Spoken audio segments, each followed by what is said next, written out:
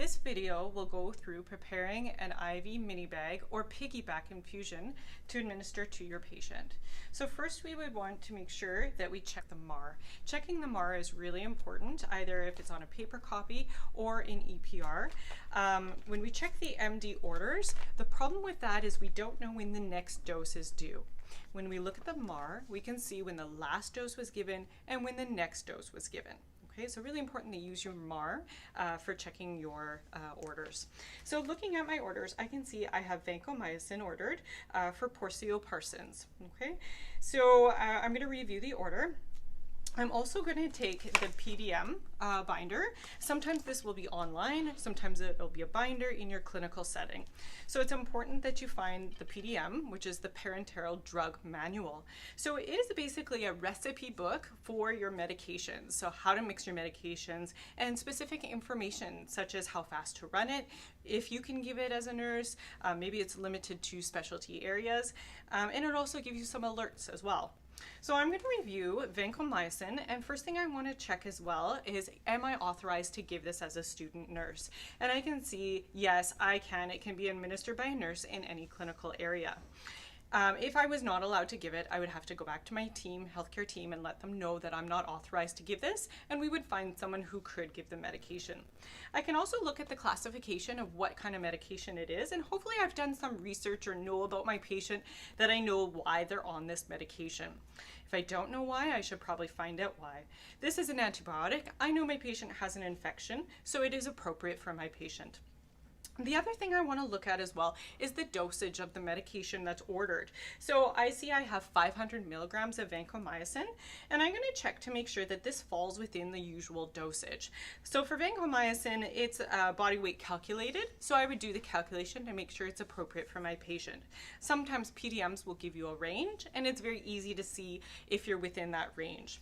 Sometimes if we're under the range or over the range, we might have to talk to the healthcare team and ask if this was what they meant to order, if it's out of the normal ranges. It could be because the patient is of a lower body weight, or they have a poor renal or liver clearance. It could be various reasons why they've ordered a different dosage than what's specified in the PDM. After I've checked to make sure it's an appropriate dosage, I could also check to make sure that it doesn't exceed the maximum single dose, and that I'm not exceeding the maximum daily dose if they were receiving this medication repeated times. So once all that checks, I'll also be very cognizant too that your PDM is the correct PDM. It's the right medication and also the right route or different format. Sometimes medications can be given in different forms, like naloxone can be given intranasally. It could also be given IV. So you want to make sure you're looking at the right route that you're giving it. Okay, so I've done that first check with my PDM. I know I can give it, my dosage is safe. And so now I will grab my medication from the Pyxis, or maybe it's from a patient's bin that they have their medication vial. So this is going to be my first check. So I'm taking the medication vial and I'm comparing it to also my PDM. So I've got vancomycin, perfect, and vancomycin to my MAR. So comparing vancomycin, it is correct. I see that my dose is 500 milligrams, and I see I have a 1 gram vial. So the pharmacist has sent me more than I need. So I don't need this whole vial, but maybe that's the only thing they have on hand. So I'm going to use half of this vial. So I know I can get my 500 milligrams from this vial. Sometimes you're going to have to grab more than one vial. If your dosage was, say, 2 grams, we'd have to get 2 of these vials, okay? So I know I can get my dosage from there. I also know that it is the right time for this medication, and it's the right route, it's IV, and I have the right patient. So I've done my rights, and I've also considered that this is an appropriate medication, the right reason for my patient as well. Okay, so we've done our checks there. That's our first check. So now I'm going to refer to my PDM and see how am I supposed to mix this medication, because you can see it comes in a powder form. We can't give a powder form to our patient's IV. So to mix this medication, I see I have a 1 gram vial, and if I look at the PDM, the 1 gram directions say to add 10 mLs of sterile water for injection. So be very cognizant that you pick sterile water. Sometimes it's normal saline. I have the sterile water for injection. Okay, so I'm going to swab the top of this. Okay, and we'll allow that to dry. So we would swab that for about 30 seconds and allow it to dry. So we would banana peel our package back, and I took a 10 ml syringe because I have 10 mLs of sterile water I require. So you could also use a 20 ml syringe if you wanted, and then that way when you pull back your 10, you still have ample room for pulling back. Okay, so it's up to you using the appropriate size syringe. I'll use a 10 ml. Okay, so we'll banana peel that, and then we'll also banana peel our blunt fill needle and attach that. Okay, we've swabbed our sterile water.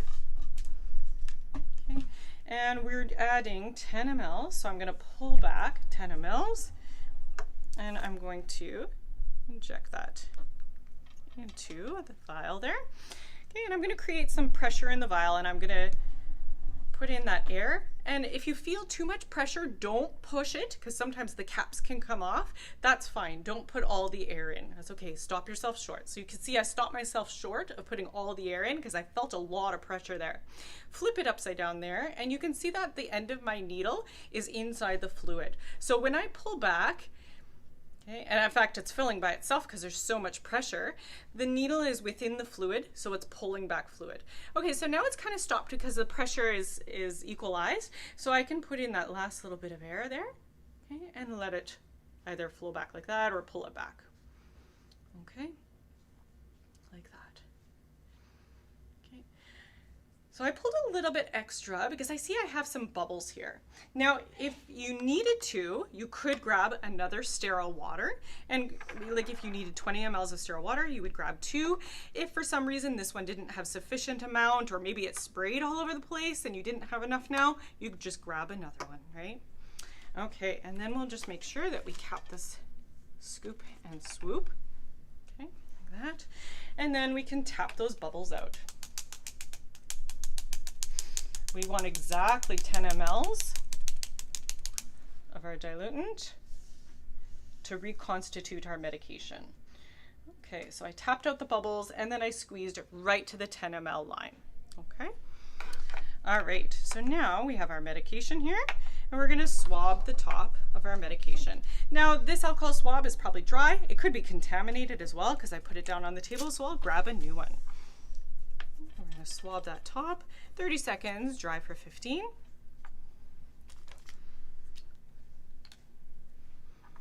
Okay, and very carefully puncture the top there. And then we're going to put in our 10 mLs of sterile water. Okay, I'll flip it upside down. We can let some of the air come out to kind of equalize it. Otherwise, if you take your needle out when there's so much pressure, it's going to spray back at you, and then you might lose some medication. Okay, so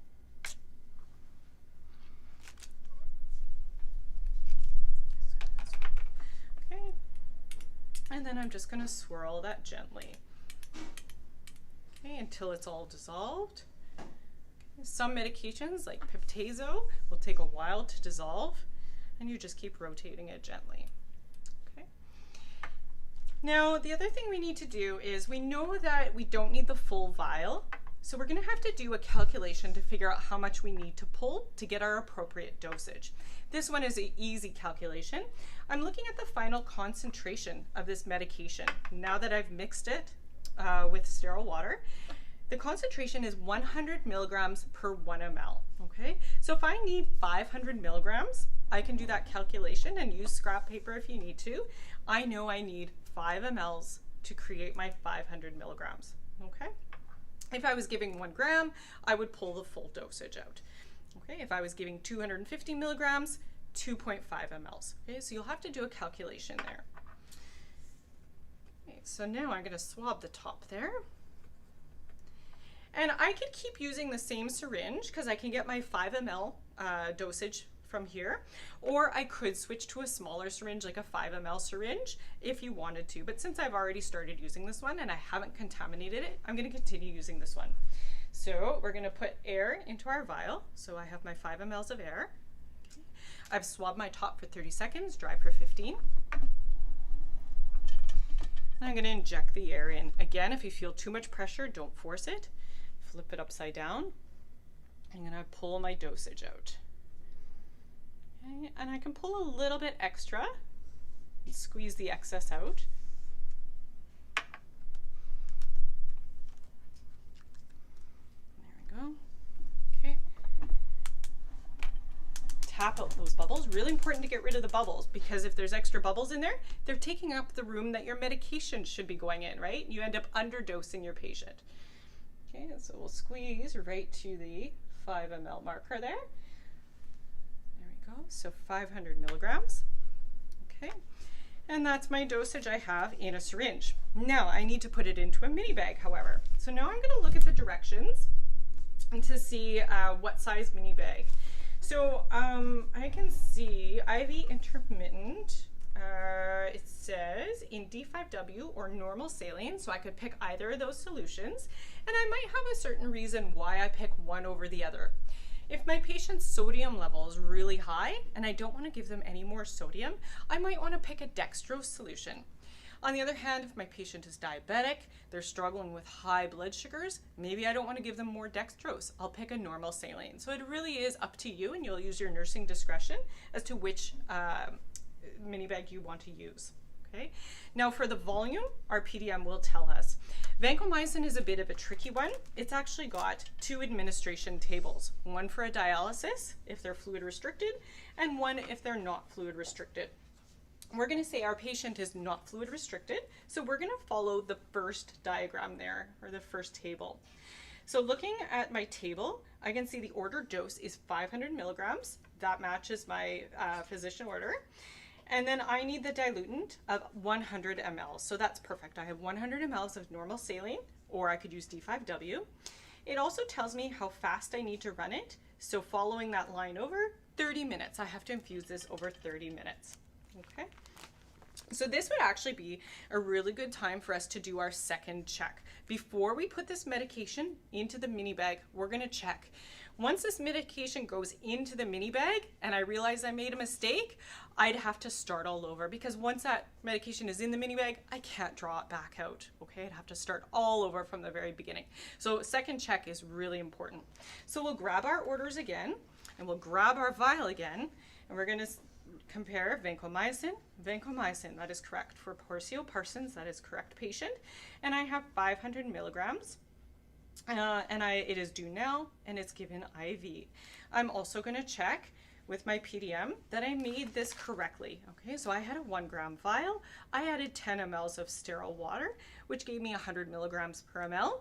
When I do the math, I know I need 5 mLs for 500 milligrams. Okay, so that is what I have in my syringe, and make sure you look at your syringe. 5 mLs, 500 milligrams. So that's perfect. Okay.